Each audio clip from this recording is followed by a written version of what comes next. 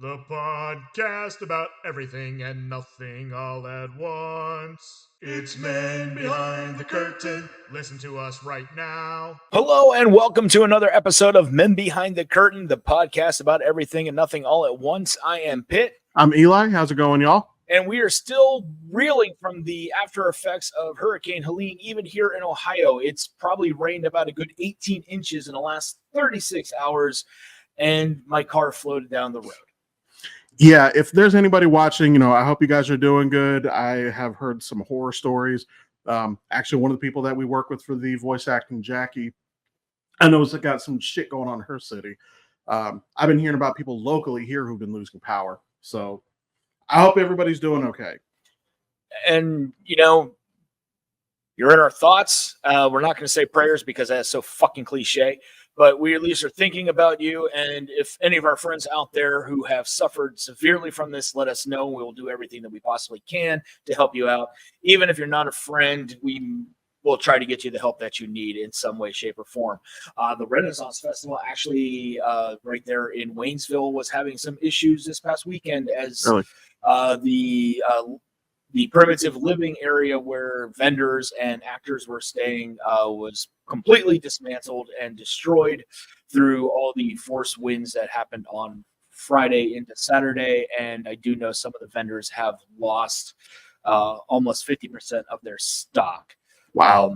But they are doing some revitalization efforts and taking some donations. And I will put a link down here at the bottom that lets you know if you want to donate and help them out. You can do that yourself. I do know they're looking for pillows, blankets, tents, tarps, and a few other things off the top of my head.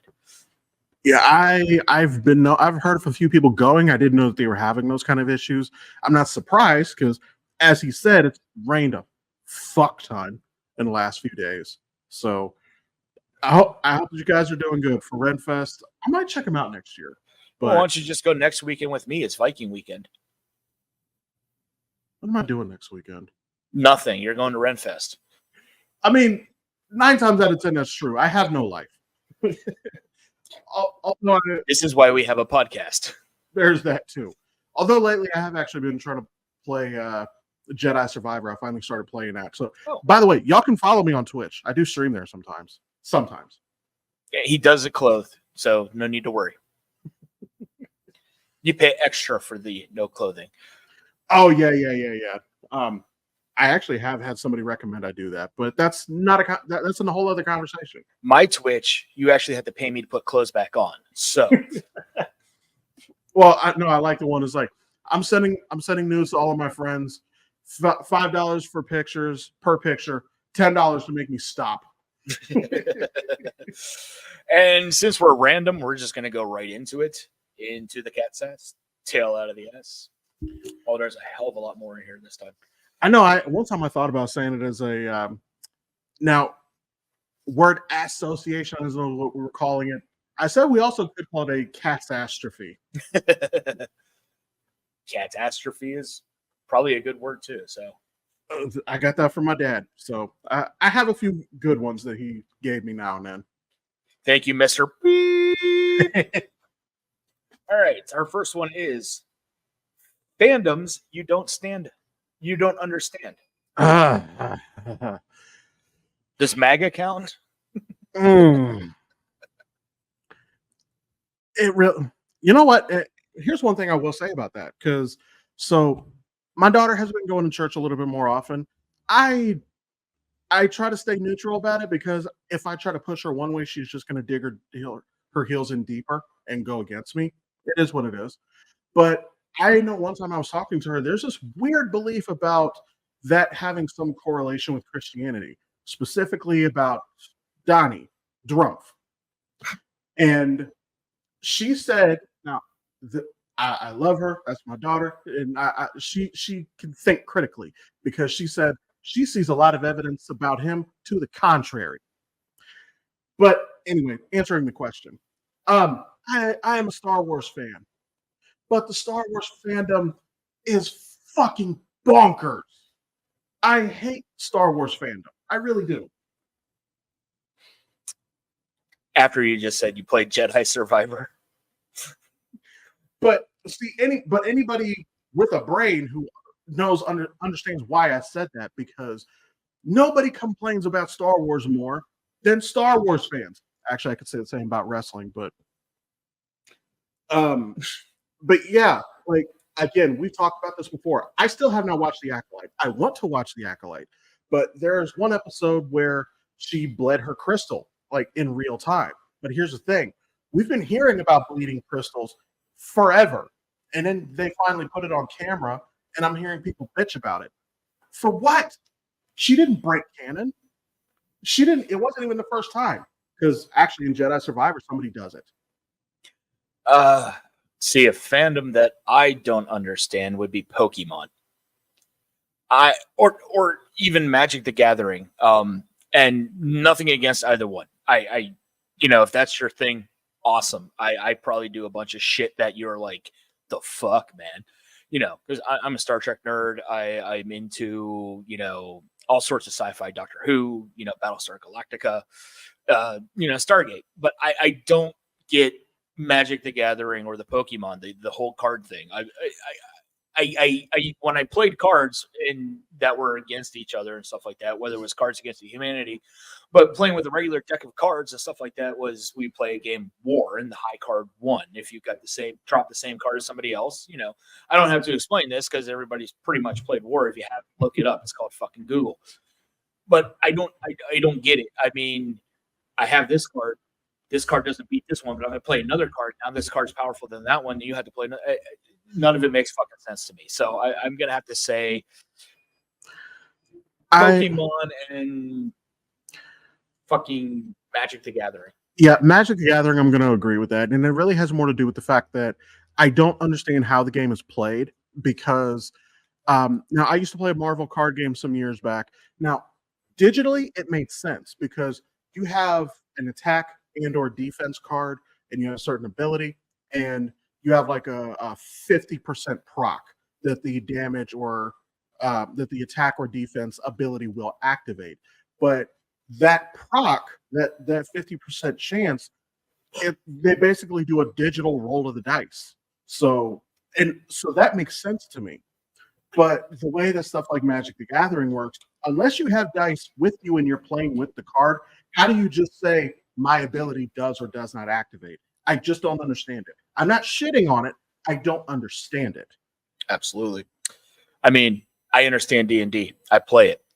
Makes sense to me.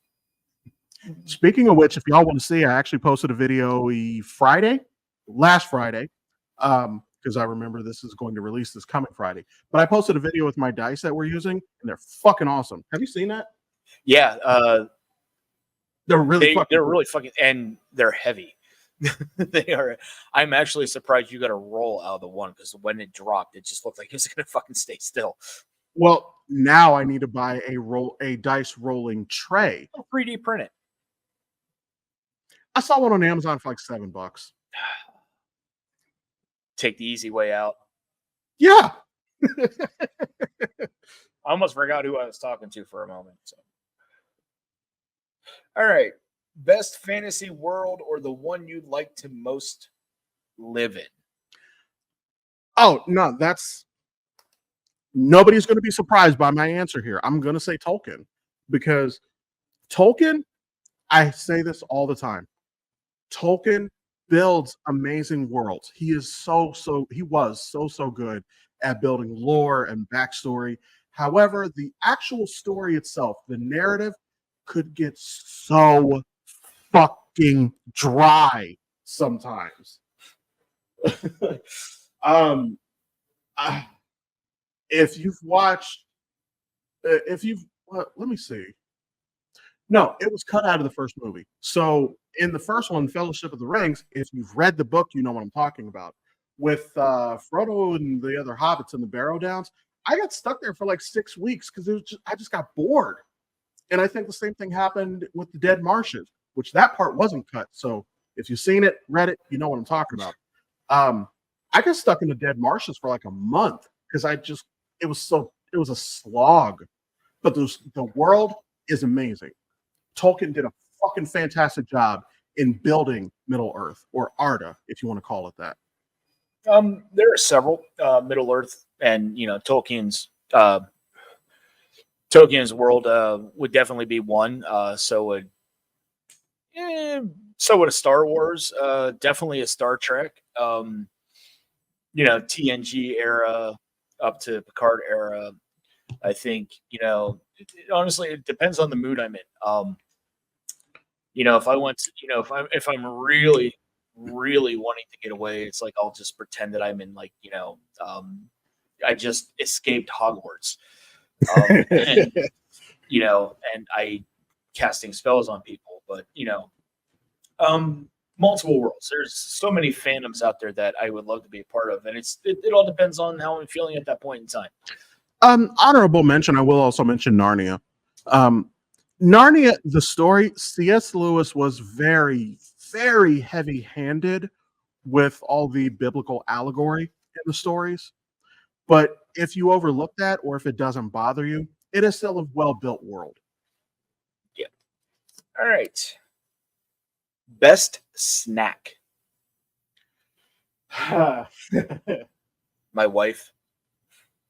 That's not a bad answer. Your wife? Again, not a bad answer.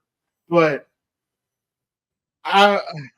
because I'm not going to delve into that conversation.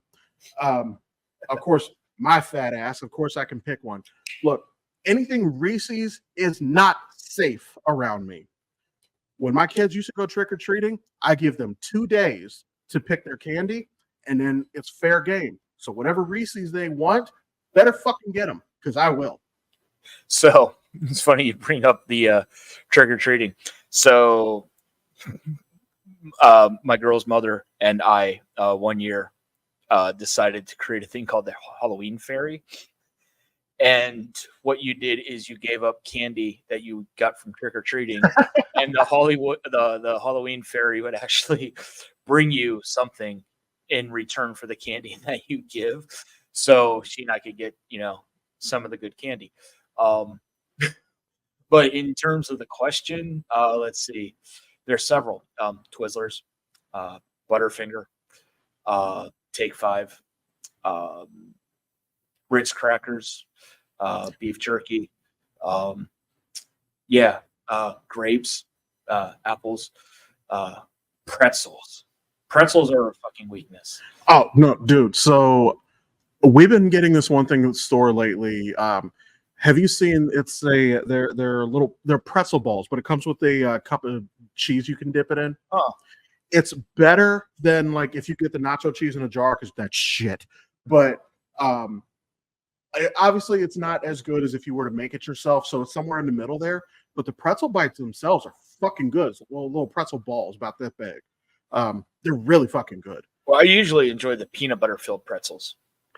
See, I got some one time. I think I got the wrong ones. You got it from Walmart, didn't you? I might have been Aldi's actually. They were bland because I do love pretzels. I love peanut butter. So peanut butter filled pretzels, that sounds fucking amazing. But the ones that I got were super bland. It might have been Aldi's. I'm not sure. The Kirkland brand from Costco is phenomenal. And you can get them in like a big plastic jug that you can put coins in later on, which I don't recommend filling it up because it weighs about like 60 fucking pounds. Oh, also, while you're getting that next word association here, I just want to mention, since we are coming up on Halloween time, can we stop arguing about candy corn and quit acting like Good and Plenty doesn't get, like, nobody has any fucking smoke for them because we're too busy arguing about candy corn. Good and Plenty tastes like failure.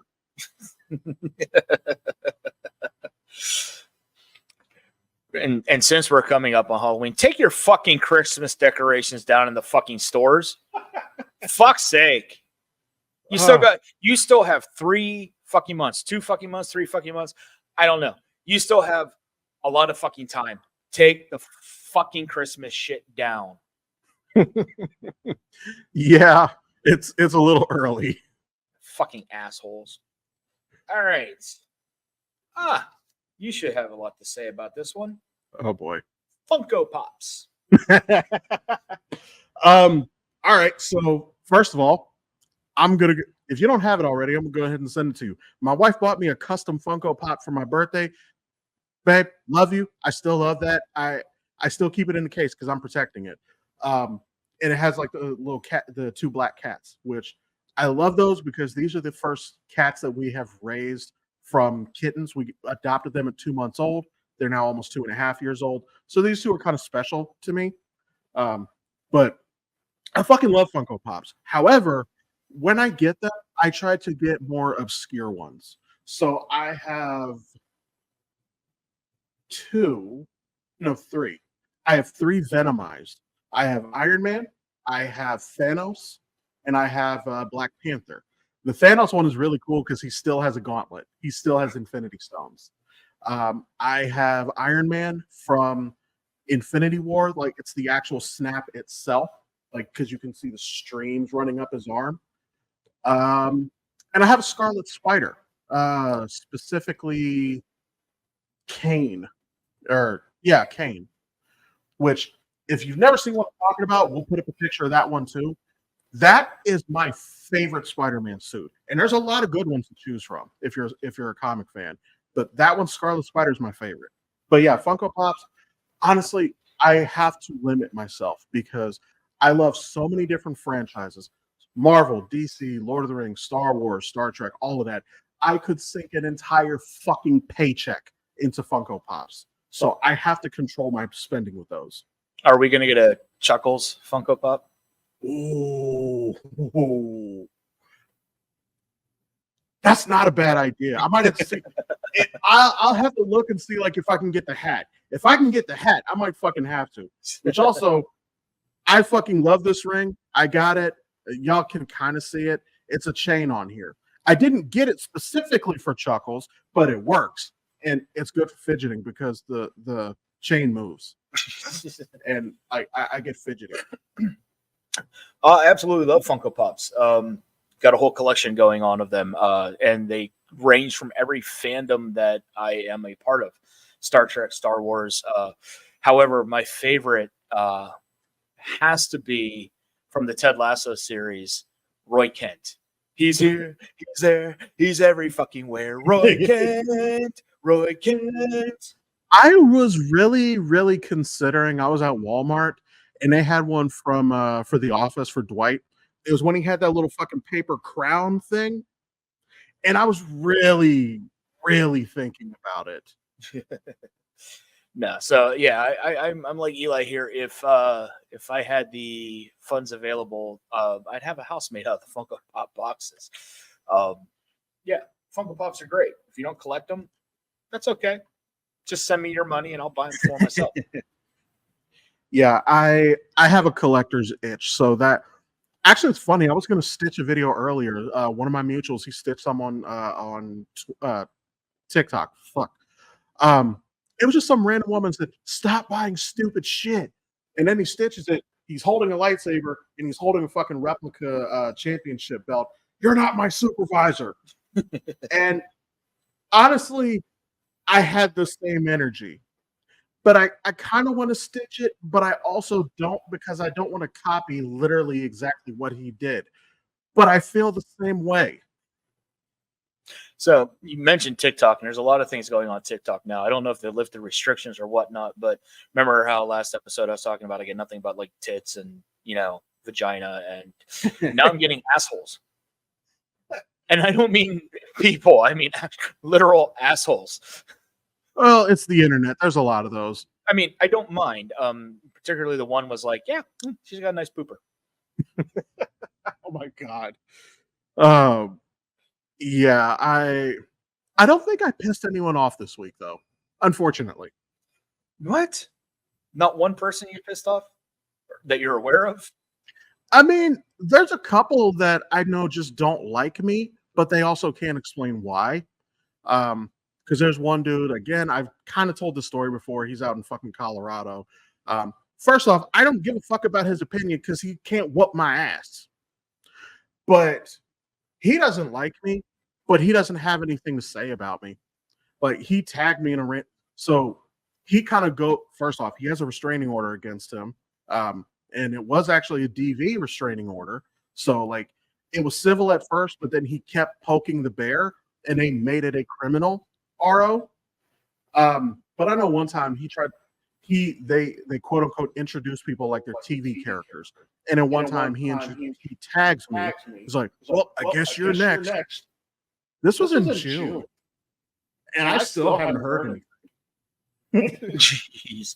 So, I mean, I don't know, Jason. Did you lose your balls? Oh, so as we had mentioned, yes, the hurricane has made its way up to Ohio. Most people already know the damage that has been caused by the Hurricane Helene, and again, hoping everybody that was in its path is doing well. I'm sure recovery efforts will be out there. We down the street from my house, there's actually a power line that was down.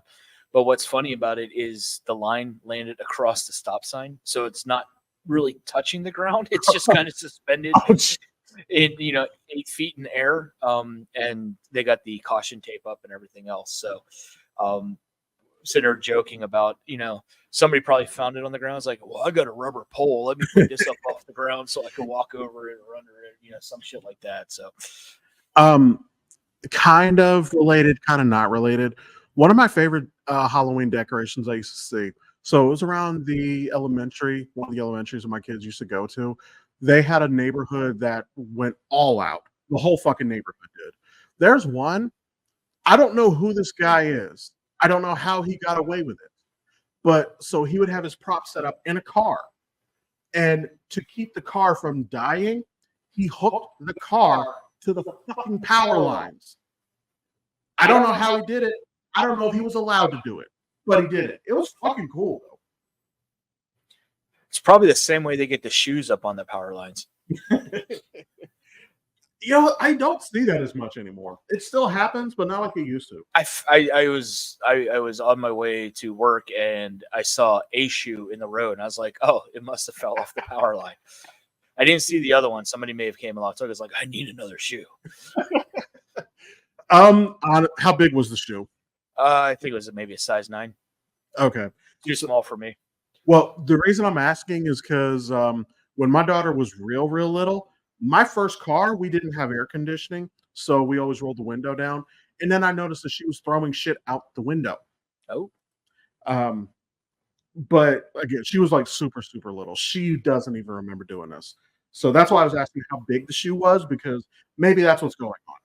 But no, size 9, that'd be a big fucking baby. All right, so a lot of other things going on. We're going to move on from the hurricane, as we all know about that. Your team's playing right now. My team suffered a very dismal loss. Suspected. Yeah, there's all sorts of things happening. As Eli's picking that up, I'm going to try to fill time.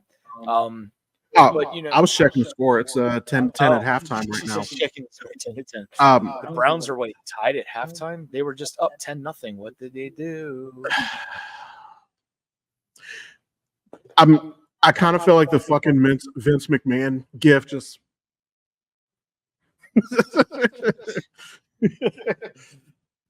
Speaking of Vince, did you watch any of the Netflix series? I am going to. I have not yet. I have been hearing a lot of shit that's been coming out about it. I was shocked, well, kind of shocked, to find out that Stone Cold does not believe in CTE. Oh, right. I'm like, that's interesting. And I wonder if he's doing that because CTE played a big part in what happened with Chris Benoit. So I almost wonder if he is downplaying it because he doesn't want to give Benoit a pass. Now, if that's his reason, I understand. But I mean, there's a lot of other guys with CTE who are really fucked up from it. So, I mean, I'm pretty sure. Now, I know Muhammad Ali had Parkinson's, but I'm pretty sure he probably had CTE, and it probably aggravated it. Yeah. CTE, very serious condition. If you don't know the effects of it, highly recommend that you look it up. It doesn't just happen to professional athletes or things of that nature. Anybody who has taken a really, really strong blow to the head, even from a single concussion, if not multiple, can develop CTE. So, Yeah. And for the non-fans, just to kind of, I'll give you the too long didn't read version. I'm not going to go into what Chris Benoit actually did. You can Google it. You can look it up. It's fucking horrible. But the thing is that when he took his body in, now he was 40-ish when he died, but his brain scan looked like that of an 80-year-old dementia patient. So, yes, CTE absolutely fucking is real. And I also want to point out one thing about Chris Benoit. They all said all the time. Now, mind you, back then, chair shots to the head were a common thing. Benoit was the only guy crazy enough that he was cool with it in the back of the head. So, yeah.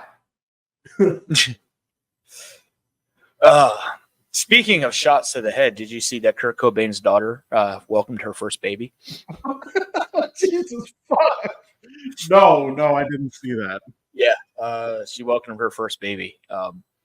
So, congratulations, Frances Bean Cobain, on the birth of your child. Yeah, I probably would not show the child that one album cover until they get a little bit older, because they're going to need also context, because it was the 90s and things were different. And if you look at it today in 2024, it's fucking weird. Yeah, I'm pretty sure it would have been probably taken down. I think there wasn't like a report or something about the child that was actually used for the photograph was speaking out about it. I remember something about that. I know the baby in the picture is like in her fucking 30s or something now, or close to it. That I don't know. I mean, back in the 90s, it was like, yeah, okay. Now today, it's one of those things. So you know what's funny is that their song "Smells Like Teen Spirit." I like Weird Al's parody of it more than I like the actual song. Oh, and since I'm talking about it, I'm gonna look. After I saw John Oliver mention this, I now have to share my trauma with the rest of y'all. Did y'all realize that Weird Al Yankovic is older than Tim Walz? I did not realize that. I mean, it kind of makes sense, but at the same time, like, Al clearly drinks his water. Well, I mean, in fairness, Tim Walz is drinking Minnesotan water. That's fair. So it's coming from one of those 1,000 lakes that are up there. I don't know if it's filtered, but it's Minnesota, and we love you in Minnesota. But I don't know anything about your water. So if you want to comment about, your water, because I know the water here in the area we're at tastes like absolute trash.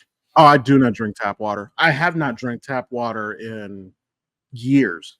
Closest to it is that I do drink the water from my fridge dispenser, but that has a filter on it. So, well, it probably comes out of the fucking Miami River. Well, I don't know, because I'm actually like I'm like literally right next to the fucking water tower. So, I mean, I don't know if that's better or worse. I don't know. It's probably pumped in from the Miami River. It could be, but so yeah. So other things going on. Since we brought up the possible, however you want to look at these, the Nevermind album cover. Apparently, Diddy is getting hit with more allegations. Oh my god! But you know what? It's not funny, but it's kind of funny.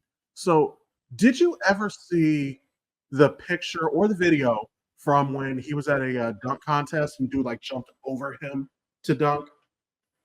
I probably have. It's probably been a while. So, first of all, that picture did not age well in light of recent, I'm not going to say allegations, in light of recent discoveries. But somebody pointed out, they showed a video as the dude is jumping over his head. Diddy goes up on his toes to get higher. And then as he's looking up, he's biting his lip. Oh, jeez. I might try to find that and see if we can post that. This does not help him at all. Yeah, he's looking up.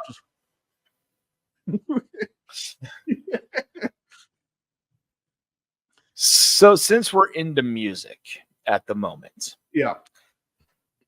you were talking earlier about yacht rock. Oh, Jesus. So if you want, maybe we can insert it here. I've actually gotten 2 of these videos recently. What if this was yacht rock? One of them, it wasn't Blink 182, but I forget what it was. But the other one, he's talking about that got pulled up earlier. He said System of a Down. Fucking, was it Chop Suey? Yep. Yeah. What if Chop Suey was yacht rock? And I'm like, here's the thing, is that if you listen to it without if you can look past what the song was, it's not terrible to listen to. But if you can't separate the two, which I had a really hard time with, it is a mind fuck. What if System of a Down was yacht rock? Please forgive me for this.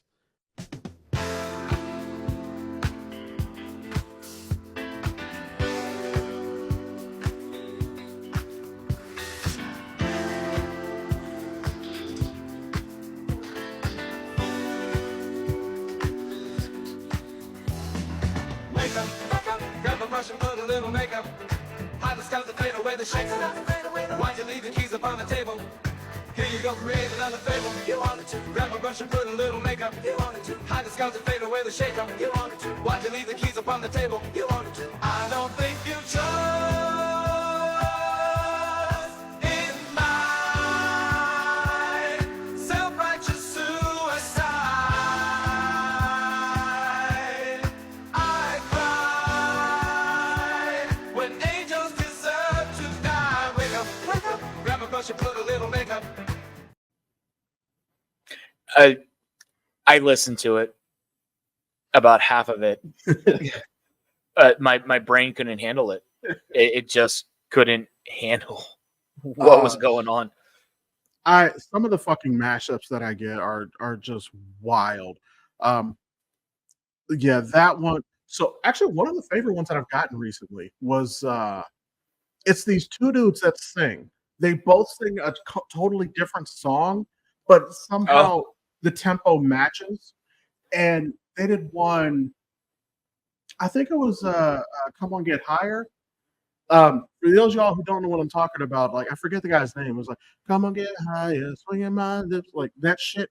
But the other dude is doing Shabuzi's a bar song, like someone poured me up a double shot of whiskey, like, and they fit. But here's the thing: is that I don't know what I have. I'm pretty sure I either have ADHD or autism or possibly a cocktail. And honestly, with your background in mental health, you've probably picked up on it at some point in time. But I don't diagnose people. you probably noticed a couple of symptoms. I mean, I could diagnose you, but I didn't diagnose. But anyway, I'm like, my brain, I'm like, it's fucking weird because I can't focus on just one song. I'm hearing both of them at the same time, and I'm just like, I kind of want to jam out to this, but I kind of want to jam out to this, and I'm fucking confused. But it didn't sound bad. See, again, you get the cool stuff on TikTok, and I get assholes. Well, again, you've seen the assholes that I get, so I don't know. Well, the assholes I'm getting aren't that bad. I mean, but yeah. So I mean, I don't know. Maybe TikTok is trying to be more like Twitter. I mean, I still haven't seen anything like that on my Twitter, so maybe I'm searching the wrong shit. I don't know. I mean, obviously it's all an algorithm, which I always find it funny because whenever you see politicians talk about social media and they bring up some of the worst things, and it's like, it is an algorithm. You train it based on what you interact with and what you engage with. So what y'all are complaining about, I'm a little concerned. Speaking of politicians, did you happen to see the skit with Jim Gaffigan playing Tim Walz on SNL No. and Maya Rudolph as Kamala Harris? First off, I fucking love her as Kamala Harris. There's literally nobody they could have picked better for it. Yeah, there was the Jim Gaffigan was talking about few things, and it was just brilliant. And I happen to love both, Walz and Harris. But I mean, in all fairness, it was a great skit. It was funny, and it hit on a lot of the things that a lot of people say across different forms of media here and there. So. I am looking for that right now. Did that come out last night? That was last night on their that was the first episode of their 50th anniversary. Ooh, I'm gonna have to look that up because some of the sketches are a little hit and miss with me. I do think that they've got a better writing crew and a better cast than they've had in a very long time. But what never, ever, ever misses is the Weekend Update. Oh yeah, They don't miss ever with that one. with Jost and Shay. Yes. Yeah, always a favorite to watch them writing the jokes for each other. How politically incorrect they are, which is absolutely great. And the thing is a lot of people will give Colin Jost and Michael Shay a lot of crap for what they say, but it's all in good fun, and they're playing on basically a lot of the stereotypes and misinformation that people are gravitating towards. Although I will say, I don't think that Michael Che is going to be satisfied until he gets Colin Jost stabbed. It could happen. I mean, Colin Jost, some of the stuff Michael Che is writing for him is wow. I wouldn't want to go in public after saying some of those things myself if I ever said them. So, Oh my God! I just thought of one. This was one of my favorites. Is some of y'all might remember a few years ago, after Henry Cavill was officially out as Superman, which fuck you for that, James Gunn. But so they're talking about recasting it, and they were originally talking about they were going to have a black Superman, which I'm not opposed to. There are black Supermen in the comics. Most notably, there's Val-Zod, but they were going to cast a black Clark Kent. My only complaint with that is that if you're intentionally casting a black dude, just do Val-Zod. Yeah. Now, if a black dude happens to walk in and is the best guy for the job, fine. But when you say anyway, I'm getting off course. So one of the jokes that he had Colin Jost read was when they call him the Man of Steel, it's gonna be STEAL. I do remember that one. Yes. Oh, he did like 3 black Superman jokes back to back, but that's the one that I remember. I mean, anything is better than Nick Cage as Superman. Oh, God. What the fuck? I'm not gonna lie though, it was kind of cool seeing his cameo in The Flash. Yeah, I mean, my thing is though, is you were going to throw Nick Cage in as a Superman cameo in The Flash, then you need to throw Tom Welling in as a cameo in The Flash as Superman as well.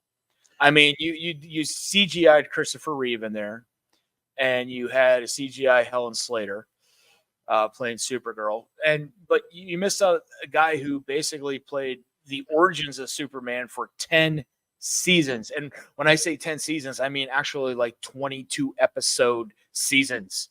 Yeah. And Tom Welling, phenomenal. I think he's a great actor, and I think he nailed that part. Unfortunately, got him typecast in a lot of things, but his stint on Lucifer I was going to mention Kane that. It was beautiful. That was dope. Yeah. And I really wish they kept him around longer than they did. I will say though, so Tom Welling's cameo appearance when the CW did Crisis on Infinite Earths, it was a very satisfying cameo. Yes, it was. And while we're talking about that, and John Cryer's Luthor was actually really good. That's exactly where I was about to go. I was shocked at how much I enjoyed his Luthor, because most of us all know John Cryer from fucking Two and a Half Men, which was basically just Charlie Sheen damn near doing an autobiography. But anyway, um, but John Cryer, he played the part in Two and a Half Men very well, to the point where I'm not sure that that's not his real personality. But so when they announced him for Lex Luthor on Supergirl, which I never really got into Supergirl. The first several seasons were okay after it, because the first season was on CBS and then it moved to CW for every season after that. And I just think it lost a lot of its flair pretty much after Crisis on Infinite Earths. Honestly, most of CW did, because there was always it's like the Avengers. You know, you have all of these little solo projects, but there's always the buildup. There's always that big thing that they're building up to. So after Crisis on Infinite Earths, that was it. We were done. And there's no more big projects, and I think that it hurt the CW overall. But I will say, the only show that still remains right now, and I'm a little disappointed that they are canceling it, Superman and Lois was surprisingly good. And I fucking love their take on Bizarro and how they made Doomsday. Their Doomsday is fucking good. See, I never got into the show, even though as much as I love Bitsy Tulip, because she originally came from Grimm. She played Juliet on Grimm. And when I found out that she was going to be on this new Superman and Lois show, I was like, oh, I got to watch that. And Crisis of Infinite Earths, kind of not her character per se, but, and I can't remember the actor's name who played Superman, and he did a phenomenal. Taylor. Fuck. We'll put it in the video. Yeah. But I mean, not that he did a bad job. It kind of lost me. It just didn't have the right feel for me. So the way that they did Bizarro was actually really cool. So there is a quote inverse world, and from there everything is literally mirrored. So that's where the backwards S comes from, and he doesn't backwards speak, meaning he says the opposite of what he means. He is quite literally speaking backwards. Like, it's like if you took a fucking tape and played it backwards. That's his actual speech. That's their take on Bizarro. So it's a Black Sabbath album. Yeah. But here's where it's cool. So I'm assuming you know the origin for Doomsday. Yes. So for the non-fans, it's a Kryptonian experiment. He took a fucking baby or something, released it into the wild, it got killed. He brings it back in, he reanimates it, sends it back out. And he keeps doing this over and over and over. For Star Trek fans, think of the Borg. And eventually it develops an immunity. And anything that killed it will not ever kill it again. So what they did on Superman and Lois, I forget how their inverse Superman / Bizarro got killed, but Luthor found him. And by the way, their Luthor was Michael Cutlass, Abraham from Walking Dead. Oh, okay. Who's a fucking awesome actor. Found him. And he's like, he realized that he regenerates. And he said, will you let me kill you over and over and over until you become unstoppable? And then they have a montage of him fucking flamethrowers and rockets and all of these things until he becomes Doomsday. Wow. It's a fucking awesome segment. Here's the problem. Season 3 ended with them fighting on the moon. Like, they're coming at each other, and like when they're about to do that collision punch, that's the end of season 3. So it's an awesome thing. And while we're talking about Doomsday, I am of the opinion, I think that we were a little hard on Zack Snyder's version of Doomsday. And the reason I say that is because as the fight progresses, he becomes more of the comic book Doomsday. He's getting the fucking bone sprouts and everything. So I think that we were a little hard on it upon initial release. Well, I don't think with with the Schneiderverse, I don't think it was given the appropriate amount of time to develop. And we could see that with Josh Whedon's version of Justice League, which was absolute shit. I don't care how well he did with the Marvel Cinematic Universe. He came over to DC and just turned that Schneider film into absolute shit. I will take the Schneider cut of Justice League over the Joss Whedon cut of Justice League any day. Honestly, the Joss Whedon cut of the Justice League makes me think that the success of the Avengers was not Joss Whedon's doing. I think it may have been Kevin Feige's. And there's probably some truth to that, considering the fact that you have Disney behind you with the funds and marketing and everything else going on. Plus, when you have a bankroll like Disney's, you can bring in some big name actors to play these parts. Yeah. Which still has me upset as to why they brought Downey Jr. back as Dr. Doom. Now, we've been through this before, and we think they're setting up for a different storyline, things of that nature. But again, it fails me because, I'd rather see, Robert Downey Jr. back as an Iron Man in some way, shape, or form. A variant. Yeah. Yeah. And, again, and you may be a fan or may not, but I would love to see a Tom Cruise Iron Man variant since he was originally thought of for the role. I mean, why not? They did it for Nick Cage in The Flash, and then you have all the other variants. You had the variants of Loki throughout the series and stuff like that, and you have variants of Doctor Doom, and you had different variants, through the Multiverse of Madness. With Doctor Strange. So we know there's different variants out there in these different universes and stuff like that. It's like, let's give other people opportunity. I mean, they brought Channing Tatum in as Gambit in the Deadpool movies, and he never got the fucking movie off the ground. And you know what? I think that was an inside joke because when he says, he's like, how long have you been in the void? And Gambit's like, I think I was born here. I think that's a nod to the fact that his movie never got off the ground. Yeah. Oh, absolutely. I believe that too. But since we're mentioning Doom, I'm just going to pivot real quick because this is funny. So I sent you this picture on Discord. We can put this in the video. Is this not the funniest fucking shit?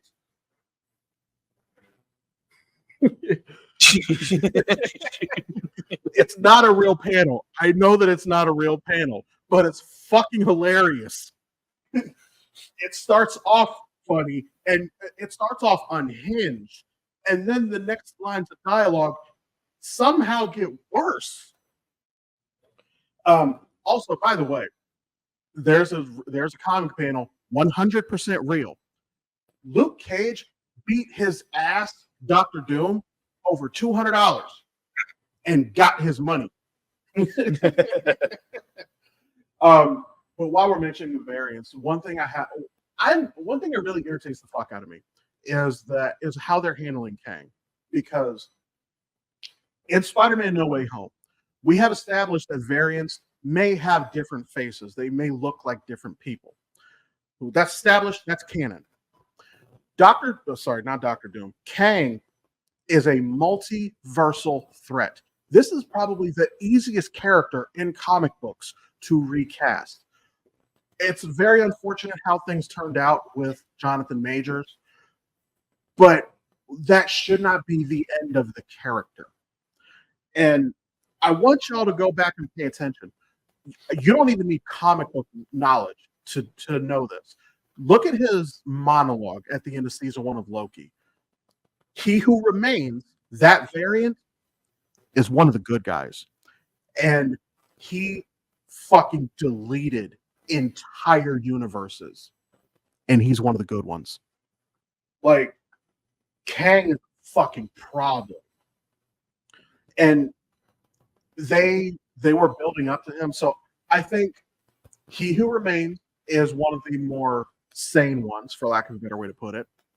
I think the Kang who showed up in Ant-Man was a weaker version. And even him, he was beating the fucking brakes off of Wang. They didn't give it, they didn't let it ramp up properly. It could have been good. It could have been great. But now we're pivoting. Yeah, it's very unfortunate with the situation with Jonathan Majors. It's just one of those things that it can be recast, and it can be recast very brilliantly with several actors out there. It all depends on how Disney and Marvel want to go about it. I mean, yes, we've already seen that they kind of pivoted off the whole Kang Dynasty, subtitle and whatnot, to bring in, what is it, Doom? I can't remember what the subtitle for the. So they're doing Secret Wars and fuck. I don't know if the sixth one is titled. I think it's still just Secret Wars. I honestly don't remember. I can probably pull up the graphic here, and But also, while he's looking that up, me and my wife were just talking about this last night. Again, Downey is a fantastic actor. He made Tony Stark a likable character, which, if you know anything about the comics, he's a dick. There are almost no redeeming qualities about Tony Stark in the comics, but Downey made him a likable guy. But the thing is, the reason that I'm not entirely for recasting him as Doom is, think of all the guys who have made a career off of this. I did not know who Tobey Maguire was before Spider-Man. I did not know who Hugh Jackman was before Wolverine. And I can go on and on. Like, this has helped guys make entire careers. So they're now handing it to, honestly, Downey is like approaching 60, I think. yeah, it's pretty close. Like, I love Downey, but let's be real, he's on his way out. He really is. Yeah, and it's titled Doomsday, and then Secret Wars. So, yeah, and that's also why I'm not really crazy about Reed Richards being played by Pedro Pascal. Nothing against Pascal. He's a fan-fucking-tastic actor. But as we speak, he's like 49, 50 years old. He can't commit for 10 plus years. I'm sorry. I love John Krasinski as Reed Richards. I thought that was, I know it was a fan cast. It was a good one. But it was brilliant. And I think that would have probably solidified, the Fantastic Four. I love Pedro Pascal. Absolutely love. Great actor, great human being. But I think Krasinski was the better choice for Reed Richards, because then you can even brought in Emily Blunt, who is Krasinski's wife, to play Sue Storm. Yeah. I think that would have been, they already have chemistry. I mean, they're married for one, have children, but I mean, on screen, I think it would have been a great chemistry. That, like, the struggle that you usually see between Reed Richards and Sue Storm, with the marital strife, just the everyday thing, but then also having to work together and then be superheroes as part of the same team together, I think would have made a very, very great dynamic. But, we'll see. I'm going to give Pedro Pascal benefit of the doubt, because I did the same thing for, Hugh Jackman when he first came on the scene as Wolverine. I'm like, I don't know this guy. And the reason I enjoyed that movie so much is I went in totally thinking it was going to be shit. Yeah. And also, wasn't Emily Blunt also his wife in A Quiet Place? Yes. So we've already seen they play very, very well together on camera. Like, so yeah, they're good. And also, I'll second that, and I'll also mention, I'm not even going to go the Heath Ledger route. That's the easy route, and that's where a lot of us are coming from. I did not think Joaquin Phoenix was capable of that kind of a performance. Whether you love the movie or not, his performance was fucking amazing, and I didn't think he could pull that off. Yeah. To Joaquin's credit, I mean, beautiful performance. Am I happy with the story that they gave the Joker? Absolutely not. For me to tie into the whole DC universe in such a way, as a fan, I was not pleased with that. However, as a standalone movie, I thought it was fucking excellent. it's going to be interesting to see what this new one is going to be like, particularly with Lady Gaga playing Harley Quinn. I'm actually not looking forward to it. So far on the trailers that I have seen, it looks pretty interesting. It's going to be one of those that I wait till it comes out on Max, and then I'm just going to stream it. Just because I'm not really interested in the continuation of that story. Same. So, I mean, I when it comes to the Joker's origins, I really love, what they did in The Dark Knight, considering the fact that they kept pretty much the Joker as pretty much unknown, which is what, Heath Ledger's portrayal, it brought a whole new experience and mystique to the Joker. And in my opinion, made him even more of a threat and freaky and scary than, with the Joaquin film. Even with that, we can backtrack and go to the show Gotham, with the early days of the young teenager Bruce Wayne, and then the development of, the character that eventually would become the Joker, or at least inspire the individual that became the Joker. I thought those were a little more well done, and I know it was more in the fantasy sci-fi realm of anything, in the Joker becoming about, as opposed to more realism with Joaquin's version. But I think they were able to flesh out the development a lot better.